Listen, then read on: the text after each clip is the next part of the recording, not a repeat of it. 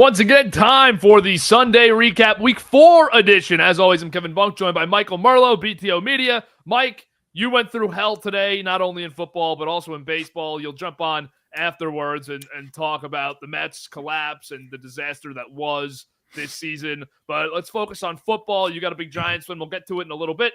Dublin game this morning. We were both on the Vikings. We were both wrong. Steelers come out and get a really important win. Yeah, the Steelers are very efficient on offense today, Kevin. We'll leave everything else that you mentioned for later. The Steelers were very efficient on offense. Aaron Rodgers, obviously the big play to Metcalf really set the tone. And Kenny Gainwell was great again today. And that's really the difference. The Vikings had a chance late in this game to possibly go down the field, but penalties, the intentional grounding, stalled that drive with no timeouts late, and they're not able to do it. Wentz showed that, showed the backup quarterback in him today, and they lose a game. But, overall, I think it's a big win for the Steelers because this is a good football team, a good coaching staff, good roster. And yes, it's a neutral field, but you're traveling. That's an impressive win for me, for somebody that's not high on the Steelers. Yeah, neither of us are high on the Steelers, but this was definitely the first real feeling that I got that maybe they do have something here in this roster on a week-to-week basis. The defense has started to look better now after an atrocious first 2 weeks, this veteran-led group. And 3-1 looks awesome when your division is in the state that it's in. Pittsburgh gets another Mike Tomlin kind of win here where they just find a way. It was up and down the whole game, but they found a way to beat a really good team with a really good coaching staff. You come back to the States now with a 3-1 record. You feel great about it. You feel good about what Rodgers has given you too. I do have to say, Arthur Smith's really impressed me this year with what he's been able to do with this offense. I don't think it's incredibly talented. You get the big play for Metcalf today, but their offense was very efficient, and I'm surprised at how well it's running. 100%. I had thought coming into this year, the styles of offense that Rodgers used to running and that we know what Arthur Smith wants to do and likes to do, and that's pound the football. I thought they'd butt heads. It's also no crazy personalities. You have Rodgers, the big guy, and Arthur Smith has gone back and forth with players as well. So I didn't know if these two personalities would fit in Pittsburgh, and that's why I thought it didn't really make a ton of sense, the marriage between the two. But so far, so good for this team right now. And on the other side of things for Minnesota, I think what really killed them in this game is you start slow. You're in Europe. I don't think it's crazy for a team to start slow because of the travel. Whatever the case was, they do start slow, and they were never able to establish a running game offensively. You had to put the ball in Wentz's hands way too often. Sometimes it worked out. A lot of times it didn't, and we saw him with 2 bad interceptions in this game, and just you had the one that got tipped at the line, so you can give him a pass there. But still, Wentz looked like the backup quarterback, and I think they, following our conversation from last week, revert to McCarthy pretty quickly once he gets healthy and just go that route. Yeah, it wouldn't shock me if they hold him out one more week, but I would agree with you that it's going to be McCarthy when he's healthy. Again, last week against the Bengals, they had all the defensive turnovers, they had the defensive touchdowns, and they were also able to get Mason going. He had a huge day. Today, Mason couldn't get going, and that's the difference right there. Interestingly, with the Vikings schedule, the defenses that they have coming up are absurd. It's at Cleveland, which is going to be a really hard game to score, home against Philadelphia, at LA Chargers, at Detroit, and then home against Baltimore. Their schedule is a gauntlet, naturally playing in that division, but you also get later in the year the NFC East teams. So I think that the Vikings are on a little bit of a thin ice turning point right now at 2-2. Couple tough weeks coming up. 2-2 in that division. In that division with the two teams you have at the top, the Lions obviously look like, I think you and I, or at least I, was wrong on the Vikings coming into this year, thinking they would slow down. In a tough division like that, with the quarterback situation right now, it's going to be tough for the Vikes. Yeah, absolutely. Let's move on here to our next game. It's Commanders and Falcons. You were on Atlanta this week. I was on Washington. It ends up being a touchdown difference, but Atlanta really controlled this game, and it's a good win for them at home. Bounce back after an atrocious 30-0 loss last week. Well, defensively, they can't be happy with themselves. Marcus Mariota starts the game, and they're able to put up 27 points here. But offensively, after that performance, that it's just a massive, massive win for Michael Penix and the Falcons. I was on this game before Daniels was ruled out. I still liked him. I think if he played, it would have been a completely different story. Again, Mariota wasn't awful today, but For Penix, you get London going finally, his first big game of the year. That's obviously massive. Pitts gets in the end zone. They have the weapons, Kevin. They have to put this thing together, though. And maybe today was the first sign of that. But they do have the talent. I mean, we weren't crazy when we said they were going to go to the playoffs before the year. We weren't crazy after the week 2 game where we had said, okay, this team is going to be a playoff team. They have the talent. They do. I think interesting storylines from Atlanta this week, right, that may have flown under the radar. One is that Zach Robinson, who I called out on Sunday night, moves down to the sideline. Raheem Morris says, let's give you a different perspective on the game, and their offense looked much better today. They also fired their wide receiver coach. So there was obviously an acknowledgement from the head coach and the organization that the offense was not where it needed to be. And then the wrinkle in this offense that is so fascinating, first of all, BIJAN Robinson is incredible. We know that. Today, almost 200 total yards, gets in the end zone. He had 21 touches. Tyler Algier is a really effective change of pace back for them, 16 for 51 and a touchdown. And as somebody who has both of them on 2 of their fantasy teams, it's kind of like, eye-popping. I think that's the only way you'd notice it. Algier is almost a flex guy in fantasy because that's how much they use him, and that's how much he produces as the running back too. So much talent. And it works. And obviously, when you're able to get BIJAN, when you're able to get him the ball in the passing game, that's such a weapon as well. And then again, when you're able to not just rest him, but get another look from the backfield, it's big. So 100%. The offense is good. The talent's there. Penix just has to put this together. And it looked like today they took the right steps forward. I had Washington at 9-8 this year, first team out of the playoffs. I know I wasn't alone in thinking that way, that they'd have that regression. 2-2 here. Any worries on the Commander side of things, even though they didn't have Daniels for the last 2 weeks? No, Daniels being out. Oh, they 1-1 with Daniels. Yep. So, I think they're probably where they should be. If you thought this team was going to win 10, 11, I'll go 11, 12 games with that schedule in year 2 of this, I think that's a little crazy. But at that anywhere from 9 to 10 win range, you're pretty much in good shape. All right, Saints and Bills. This was a surprising one because for most of the time, this was a 1-score game. The Saints even had the ball down 5 in the fourth quarter. They end up losing by 2 touchdowns. New Orleans shows you a little something, but at the end of the day, it is just going to be tough to beat Buffalo, especially at home, because it's just too many waves of offense coming at you all game long, and they're really well coached. I think a couple of years ago, they lose this game. Yeah. A couple of years ago, this is the one where the Bills have a terrible opponent come in and nothing's clicking offensively early, and they go down and they're not able to catch the bad team. I really felt like that, but today, like you mentioned, they just kept pushing, got turnovers, and Rattler wasn't even that bad today, and they were able to just squeak it out. It feels like that, right? It ended up being a 12-point win, but it kind of just feels like they squeaked it out. A few years ago, this is a loss. Maybe even 2 years ago, this is a loss, but not today, not with this Bills team. And I'll get to them in the overreactions later. Yeah, Buffalo 4-0 now. Saints 0-4. We can move off this game quick. There's really not much more to talk about. Detroit handles Cleveland. They put up 34 against a really stout Cleveland defense, but this Browns offense is not going anywhere this year. You win a game last week, scoring 13 points. I wonder how quickly this thing turns over to Dylan Gabriel, who we've seen already twice this year come into games. Judkins looks really good. When do you just commit to the youth and go to Gabriel over Flacco? Has to be soon. Flacco can't do the things Stefanski wants at this point. Him trying to get out, roll out, throw the ball away. It looks gross. It doesn't look right. It's a good defense. They were in it early, but in that second half, that defense just ran out of gas because they're on the field constantly. So not much they could do there. Detroit obviously rolls them. Goff wasn't even that great tonight. And they're able to just do what they have to do and get a big win. But it's going to be Gabriel or Shador, probably Gabriel first, and then Shador at some point later in the year if it's not working out with Gabriel. But it's going to be soon. It has to be soon. It has to be. You're just not getting anything from Flacco right now. And I would be looking at it like this. You don't know if you're keeping your job if you're Kevin Stefanski. That's for sure. It's kind of a wrench in this philosophy. But I'd be saying I'm going to start Gabriel now. If he's not showing me anything, by week 11, I want to look at Shador.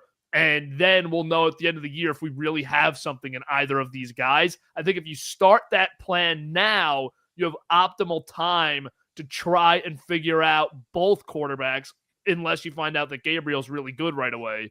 But you have two guys that I think can throw it a little bit, can run an offense. I'd try it out. But Detroit, status quo stuff for them, win by 24 at home against a bad team. I don't have much else on this game. No.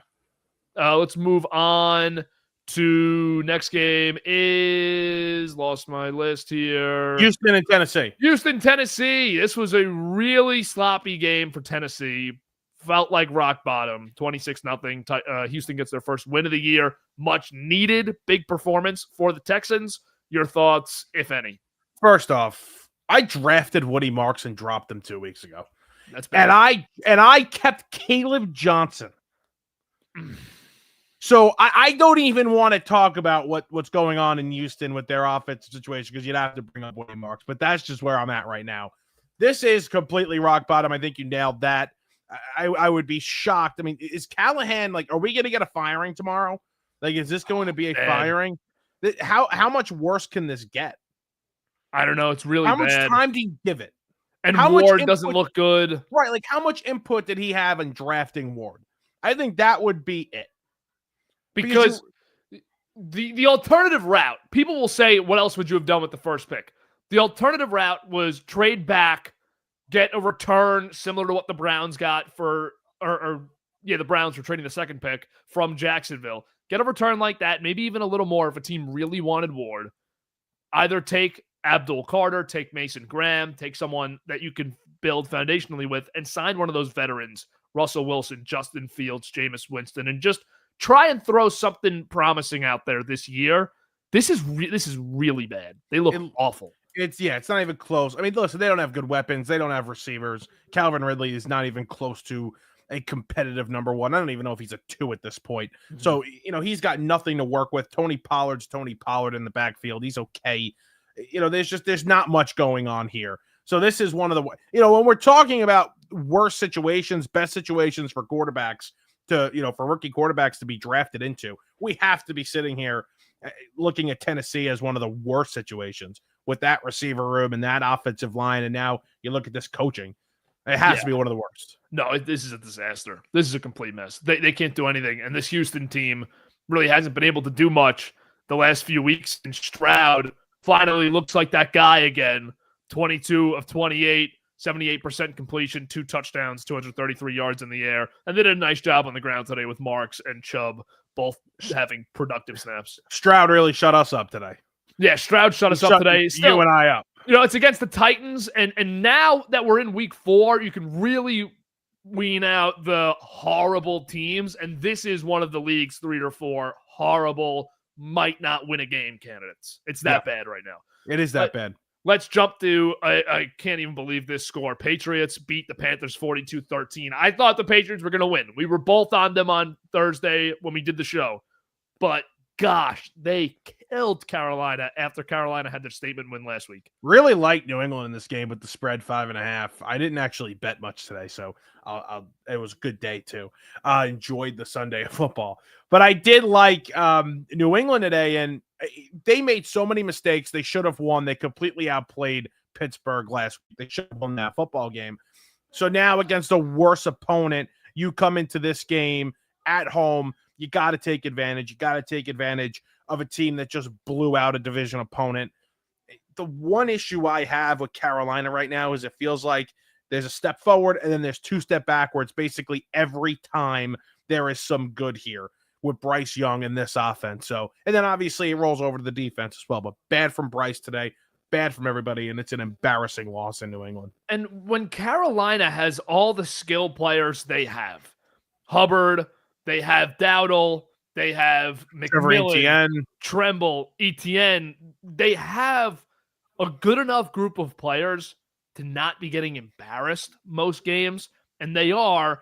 So the long-term question for me with them is, considering the shelf life of NFL coaches, considering the temperament of David Tepper, who's horrible, does Canales survive a 4-win season where Bryce Young does not get any better? Well, if he doesn't get any better, like how could you? But if you're starting to see some progress towards the end of the year, sort of like you saw last year, fine. But I mean, we're early in this year. You would like to see a little, hope with this kid, and you don't right now. It looks like we reverted back to the beginning of the year for Bryce. I think on the other side of the coin with New England, this was the first game that I said Drake May and Mike Vrabel could really do some big damage this year, could really make some noise and maybe win 9 games. Vrabel does a great job of doing what we expected this week and ensuring that his team is the most prepared and does enough to win this game comfortably. I thought comfortably would be like 28-17, but they end up dropping 40. You had the big special teams plays from what is that, Marcus Jones? Yep, he was So great. He had a couple of big plays there. Because I'm looking at the stat line for the second time now, and it's like 14-17, 203 yards, 2 touchdowns, almost a perfect passer rating for May. It's like, well, he didn't do a ton. He ran for a touchdown too, but he only had 11 rushing yards. But they had a big day defensively, and they had a big day on special teams. We go to MetLife Stadium, where the football god shined upon Michael Merlo today and gave the Giants a 21-18 win in the debut of Jackson Dart. Of course, we have to go there first. What'd you think of the rookie quarterback? Yeah, I thought he was okay. You mentioned the only thing Kevin and I said about Dart today was, damn, he's got a slide. And like you had brought up the issues that he had in college where this was a problem. So that's definitely something he has to do. But, I thought that the offense looked like a completely different offense, obviously, with Dart in there. You obviously had a lot of runs, a lot of options.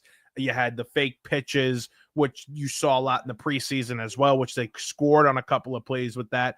Fake the pitch, hit the tight end down the middle. I thought it looked like a modern offense for the first time in a very long time, which was nice to see. But he wasn't special throwing the ball today. He wasn't. But the offense overall looked better, and I think that's what gives you some, if Neighbors didn't get hurt, of course, some hope. I think what I would say about Dart is he looked like a rookie. He looked like a guy who was going to rely on his athleticism, probably had a little bit of trouble processing the field. Doesn't help that he loses one of the best receivers in the league and his only real weapon in the passing game early, but he looked like a rookie. But I will say, I don't think they win this game with Russell Wilson. No, they definitely don't win this game with Wilson. There were a couple of times where he escaped pressure. Like they were backed up on their own. They were at their own half-yard line. And there was a throw. It was a 3rd and 6. And he rolled out to the right, escaped pressure very nicely, and waved Slayton back like this, who was running a go. And he threw a strike to him for a first down. Those were the kinds of plays where I was like, all right, this kid has something. I don't think listen, you can't base it off of one game. You're not even going to be able to base it off of a month or two. It's going to take a while to decide if this is the kid. But he has something. He has moxie. We know that. A couple of times where he tries to escape, and he's just moving around too much, and he gets sacked. That happened 2 or 3 times today. Those were my only concerns, though. And obviously the injury concern with the hamstring. And the other play that really popped was the 4th, I think it was 4th and a long one in the red zone when he got stuffed and he broke out of the 2 tackles and ran it left. He was running, right, just right of the center, ends up running it left for about 4 yards, needed 1. And that was just a play that most quarterbacks are not making. And so when you add the athleticism, the juice he gave the team was totally prevalent and just obvious that the team and the stadium had extra excitement for him. It was fun to watch him play today. It was a nice change. Next week is really interesting for Dart because you play the Saints, and Brandon Staley is now going to have an idea of just what the Giants want to do with Dart. The Chargers really had no idea what they were going to try to do today because it was totally different from the Russell Wilson offense. So you get a look now at Dart, and a good defensive coordinator who's been around is going to have a chance to game plan against them. Well, they're going to have to throw the ball. They're going to make them throw the ball. That's the biggest thing. The one thing I'll say, and you're going to call me crazy, but whenever they would bring Dart in, when Russ was starting for those run packages, and, it'd be an option, or maybe it was just a handoff, but they were just trying to, get the defense to be on their toes a little bit. When they would run it with Scatabo, however you say it, they got yards on those plays. For some reason, every time he came in, because of the option potential, they got big chunks of yards on those plays. They are running the ball so efficiently right now, especially with Cam. But when Dart is in that game, it just feels like they could run downhill with Dart leading the way, basically, for Cam, and they will get 4 or 5 yards no matter what. On the other side with the Chargers, this was a concerning loss. They're down Joe Alt now for the next few weeks with the high ankle sprain. Yeah. Very lucky it wasn't worse. I thought it was going to be. Very lucky it wasn't worse. Great player. Concerning loss, though, for them on the road. Herbert did not have a great game. The Giants' defense got after him in the backfield, and they're down 3 starting linemen because Becton's hurt also. I don't think that the Chargers are built to really win games or win easily without those 3 linemen. It's your 3 best guys. No, it's tough with the linemen right now, but once they get Alt and Becton back, they should be good to go. Mm-hmm. But, I look at this game as, you're traveling east. You've had a really great first 3 weeks. They've been on the West Coast for the last 2 weeks as well. So you're traveling all the way east, playing an early game. It's a 10 o'clock game for them if you're talking about, West Coast time. So I'm not going to overreact to this loss. Obviously it's a game they should have won. They came into it 6.5-point favorites, but I'm not going to completely overreact. Obviously the Alt injury is huge, but I'm not going to overreact to the loss. Yeah, I think that we'll talk about it later. We'll talk about it later in the overreactions. Okay. My other thoughts on the Chargers. But Eagles-Bucks was the marquee game of the week. 2 best teams facing off. NFC showdown, both undefeated. Eagles come away with this one. And again, 6-point game. Felt like they really controlled it, though, for most of this. They really did. And it's funny, again, you look at the stat line here. Hurts was not, amazing today, but it was enough. And Barkley didn't do a lot either. But you know what? This team just knows how to win football games. They play all 3 phases, and they play them all well. They had a special teams touchdown again today. So this team they're very well coached overall, and they're able to get the job done, control the clock, as you mentioned, running the football. This is just an Eagles win. It's ugly, and it doesn't really make sense, but they won the football game. And on the other side of things, Tampa Bay will tell you, their fans will say, well, we didn't have Mike Evans. We're down a couple linemen. I don't think it really matters here. The Eagles are just a better team. They have a better coach. They have a better quarterback. And they have really better players at almost every position. And that's not a knock on Tampa Bay. The Eagles are just a special team right now that are trying to go back-to-back. 4-0, no Super Bowl hangover in Philly. But you're right, another stat line that's underwhelming on the side of the Eagles. Again, I'll ask you for an overreaction in this game right here. Tampa Bay's 3-1. Their 3 wins have come against 3 teams, none of which I think are great. The Jets obviously are not good. The Texans obviously are not good. The Falcons are good, I'd say. And they were losing in the final minute of all 3 games. Any concern level for them as a 3-1 team who are obviously good, but maybe not as good as the record says? They came into the year banged up. I think good teams are able to win these games late. So I'll stay away from that. If we're talking about who the best teams are in the league, though, listen, I would go through it off the top of my head. I think they're around 7 or 8. As a 3-1 team, I don't think they're, close, in the top 5. But good teams win games late like that, and they're able to do that. They're able to do that. And they got a quarterback, man, that never gives up, that is tough as hell, that I'm sure is playing hurt right now. And they've had a lot of injuries. So I'll stay on their good side and say that they're going to be just fine. This will end up being one of the better teams in the league by the end of the year. And they're going to obviously be in the postseason, win the division. Colts at Rams. I thought the difference would be around a touchdown. I picked the Rams to win. But when the difference in this game is 7 points and it's Adonai Mitchell going to celebrate and dropping the ball out of the back of the end zone for a touchback, this is a gut-wrenching loss for Indianapolis, who looks the part of a real top team in the league. Indiana Jones, couple of bad picks for him today, but, makes the throw to Adonai Mitchell. And, that was a interesting ball. Mitchell made a great play on it. That one's got to hurt. That one's got to hurt. And the Rams get a break. But again, when you're a veteran team like that with a lot of talent, you're going to take advantage of those mistakes. And they did just that. But for the Colts, they did play a good game, tough game on the road out west. I think this was something that they're pissed, but they can hang their hat on, or at least we can, and say, all right, this team can play. They can play with the big boys, because I consider the Rams one of the big boys. They can sit there and play with them. I think that Stafford was just excellent in this game. Just awesome. He's putting together a really strong early season, but I'm going to go to one of your moments last year. I'm going to turn the clock back Okay. to an episode probably around the 13th or 14th week of the season, a recap episode, where you had said to me, how many receivers would you take over Puka Nacua? And I didn't know what your ambitions were with the question. And I think I was around like 11 to 15 guys that I would take over Puka. List is maybe 3 guys right now. He's unbelievable. He is great. He is, a lot of people used to say about Kupp, it was the offense, and the offense set him up, and it was where he lined up and who he lined up against. With Puka, they can line him up anywhere. It doesn't matter. He's that good. He's that talented, and he's always open. He's great with the contested catch. The amount of hospital balls this guy throws him is incredible, and he's still able to make the plays. So I agree with you. I don't know off the top of my head right now, but he's a top 5. He's a top 5 receiver. I'm going to riff off a few guys for you. Okay. You let me know when Nacua is the best guy. Okay. Justin Jefferson. Chase. St. Brown. I'm taking Puka. Okay, see, I'm Amon-Ra there, and then that's my cutoff. Because next is probably CeeDee Lamb for me, but I think Puka's better. I'd probably go Lamb. You go, so we're just gonna flip the Lamb, St. Brown. Lamb. But then even so, those are the top 5 guys. Yeah. However you want to rank them, Nacua is probably 4 or 5, no matter how you want to do it.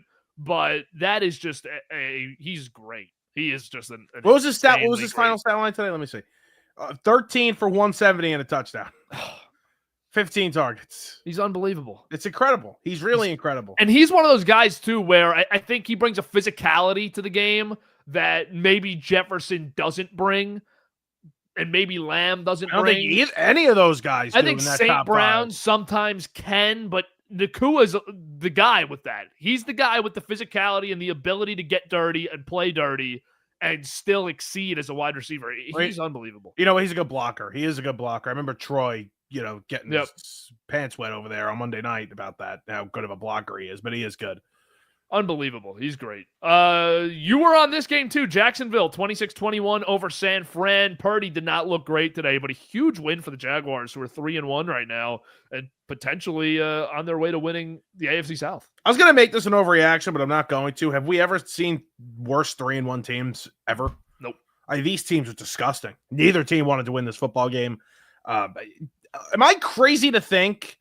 And I'm not saying Mac Jones is better than Brock Purdy, but if Jones plays this game, the Niners probably win it.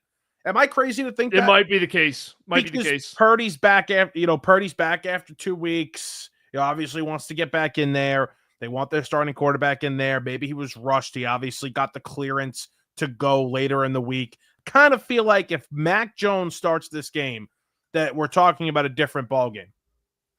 Yeah, we probably are. And to Purdy's defense, their receivers are awful right now, especially with Pearsall getting hurt. Yeah. It's only McCaffrey. I mean, he's the only guy they want to use, and he's the only guy that, with the ball in his hands, is making any plays.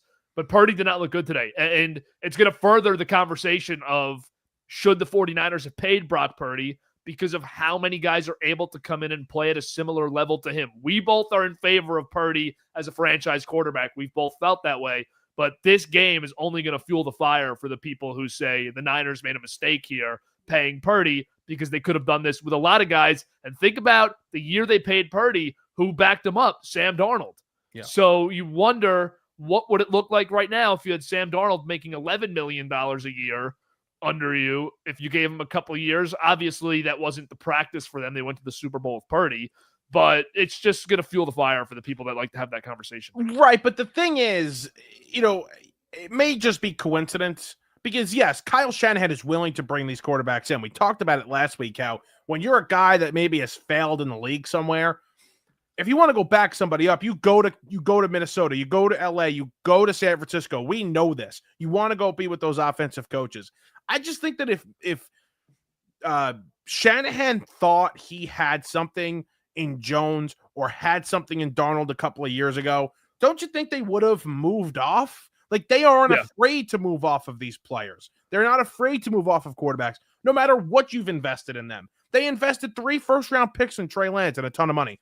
And they were like, no, we're good. We're going with the Mr. Irrelevant.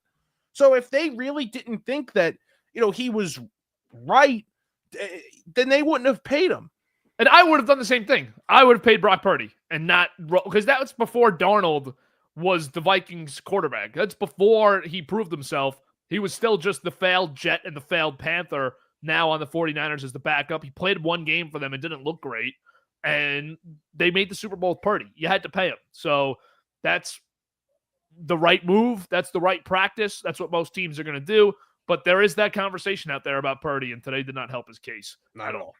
Let's jump to, so from Jacksonville, San Fran to the Chiefs and Ravens. Gosh, you were on it this week, man. You had Kansas City at home. I thought Baltimore would have shown up. Lamar gets hurt, but it didn't matter. They lose by 17 points, and the Chiefs just looked like the Chiefs today. I love the people that have written off Patrick Mahomes. I love it. Not to sound like Chris Collinsworth, but I mean... The people that have written this guy off, he has no running game whatsoever. He's got makeshift receivers, getting Worthy back still probably with a partially dislocated shoulder. And he's going out there, 4 touchdowns, a 124.8 passer rating, 270 yards. I mean, the guy is still incredible. The guy can still do it. He really is. I mean, look at the receivers he's throwing to right now. Look, I shouldn't even say that because they are getting guys back. We have a washed-up Juju, a washed-up Kelsey, Worthy, Hollywood Brown looked okay. They caught a touchdown. But, like, man, how good is this guy still? How good is he? And I said, listen, I had mentioned that I didn't think they were going to make the playoffs and the schedule looked tough. I was wrong. This team's going to the playoffs, and we'll get to a little bit more of that. Kevin, was Lamar Jackson benched today? He might have been, and the injury might be a cover-up. We'll find out more tomorrow, I think, and be able to speculate further. But I didn't see an injury. And I wouldn't have blamed Harbaugh for benching him either. No, I wouldn't. This game was bad. over. This is really bad right now in Baltimore. It is getting to a point where I would be very concerned if I was a Baltimore Raven fan. I know you're banged up on defense. I get that.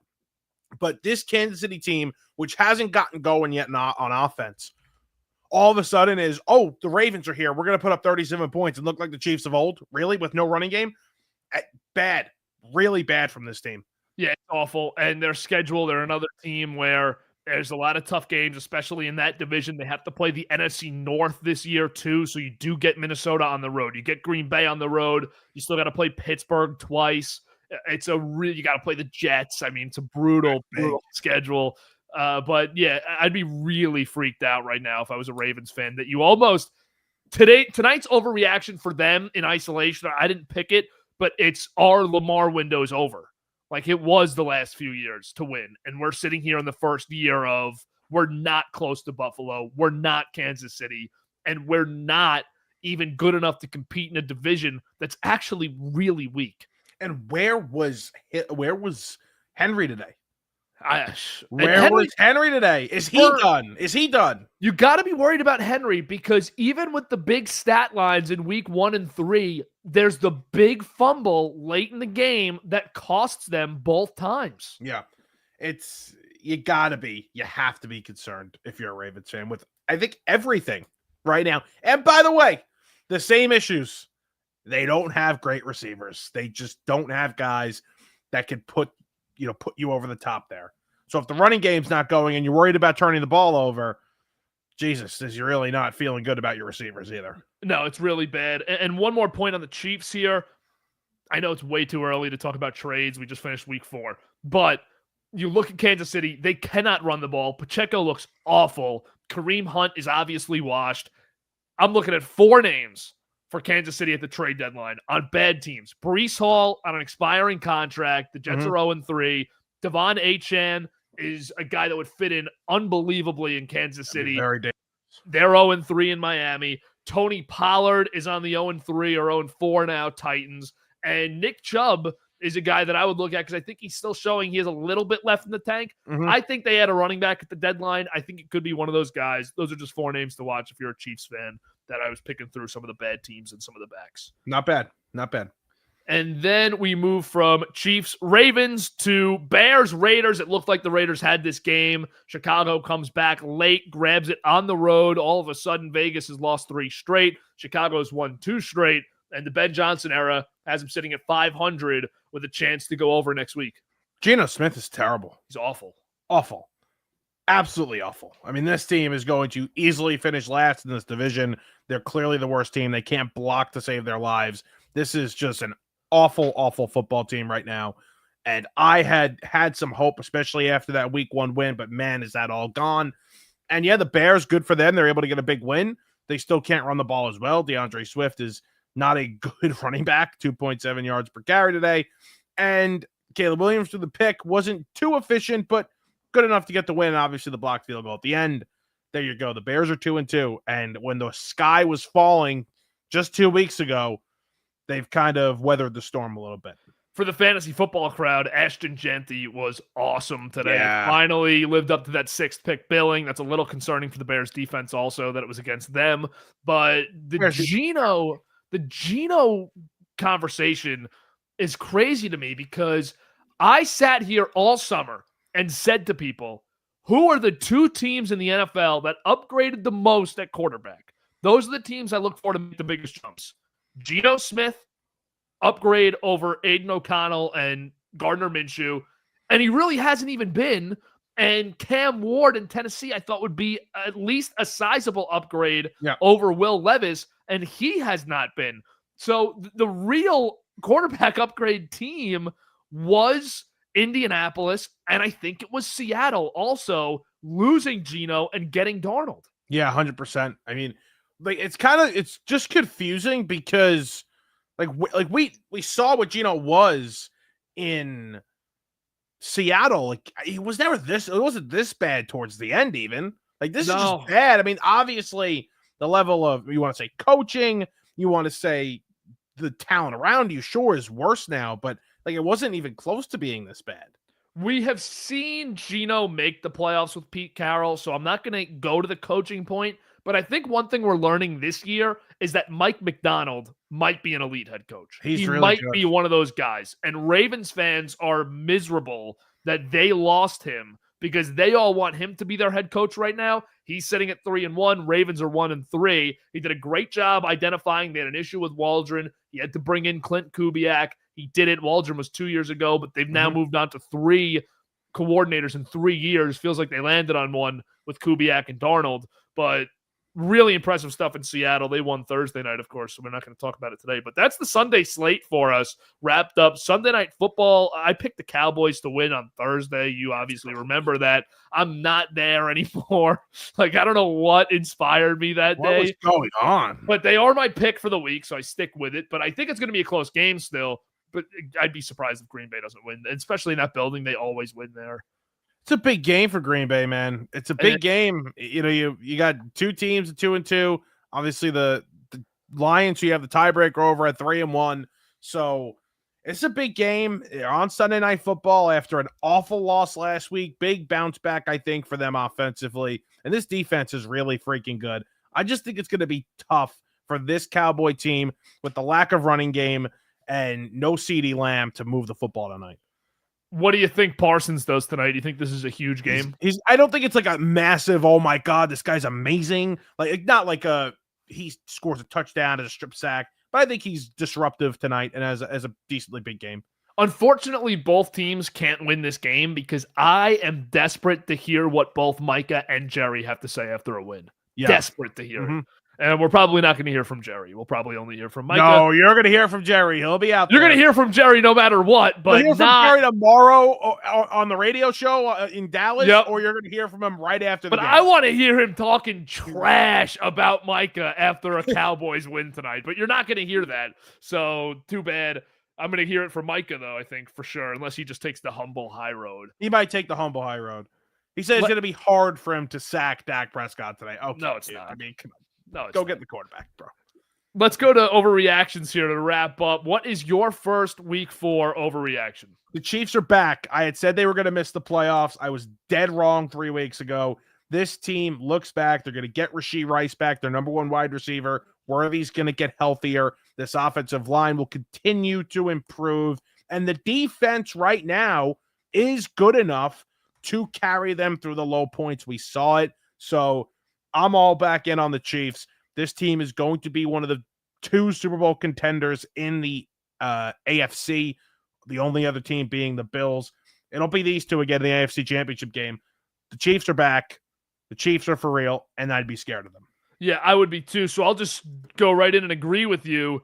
One of my overreactions, Chiefs will win the division. I think the Chiefs win the AFC West this year. The Chargers took a bad loss today. The Chiefs are kings of the West. You still got to take them out. Now only one game divides them, and it's going to be the head-to-head matchup, of course, that they still have this year. So I think Kansas City can get back and win this division. We wrote off Mahomes way too fast. I mean, not we, but people wrote off Mahomes way too fast, wrote off Andy Reid, wrote off the talent that they still have on a team that's gone to the Super Bowl the last 3 seasons. So I like Kansas City to make a run back to the AFC West and go on a little winning streak here because they're starting to look better and they're starting to get those reinforcements. Your second overreaction. My second overreaction. There are two clear teams, top dogs in the league. There are 2 clear top dogs in the league. It's the Bills and it's the Eagles, and that's it. The Eagles know how to win football games. They have the talent. They have the, they're good on all phases, all 3 phases. They're great. The coaching's good. The offensive line's good. The running game, everything about this team is good.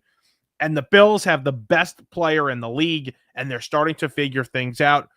Sean McDermott has only gotten better as he has gotten more experience late in these football games. I think these 2 teams are the best. This is going to be the Super Bowl. I'd be shocked if it wasn't. Eagles, Bills. I was on the Rams. I'll switch it right now. It's going to be the Bills. It's going to be the Eagles. Here we go. A comment from Chance. Tired of A.J. Brown crying. That brings me to my second overreaction. I think A.J. Brown requests a trade this year. Did you see the post-game tweet from Brown?